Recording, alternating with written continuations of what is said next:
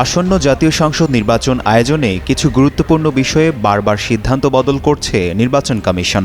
সংসদীয় আসনের সীমানা নিয়ে আইনি লড়াই ও প্রার্থীর যোগ্যতা অযোগ্যতা নির্ধারণের মতো স্পর্শকাতর বিষয়েও এক এক সময়ে এক এক সিদ্ধান্ত দিয়েছে সাংবিধানিক এ প্রতিষ্ঠানটি।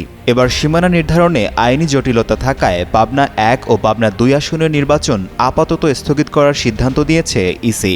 এই দুটি আসনের সীমানা নিয়ে হাইকোর্টের বিরুদ্ধে আপিল আবেদন করেও তা প্রত্যাহার করে নেয় কমিশন।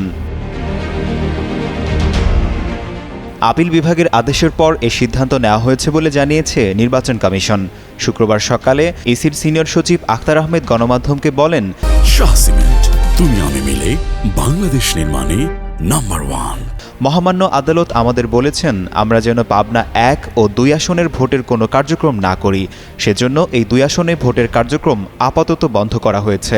তবে স্থগিতকৃত আসন দুটির নির্বাচন কবে হতে পারে সে বিষয়ে এখনও কিছু জানা যায়নি। পাবনা 1 ও পাবনা 2 আসনে হাইকোর্টের আদেশের বিরুদ্ধে নির্বাচন কমিশন আপিল আবেদন করলেও হঠাৎ তা প্রত্যাহার করে নেয় এবং হাইকোর্টের রায়ের আলোকে 24 ডিসেম্বর পাবনা 1 ও 2 আসনের সীমানায় পরিবর্তন এনে গেজেট বিজ্ঞপ্তি প্রকাশ করে। এতে সাথিয়া উপজেলার পাশাপাশি বেড়া উপজেলার একটি পৌরসভা ও 4টি ইউনিয়ন নিয়ে পাবনা 1 আসন গঠন করা হয়। একইভাবে পাবনা 2 আসনে সুজানগর উপজেলা ও বেড়া উপজেলার ওই পৌরসভা ও 4টি ইউনিয়ন বাদ দেয়া হয়। ইসির 24 ডিসেম্বরের সংশোধিত বিজ্ঞপ্তির অংশটুকু স্থগিত করেন আপিল বিভাগ।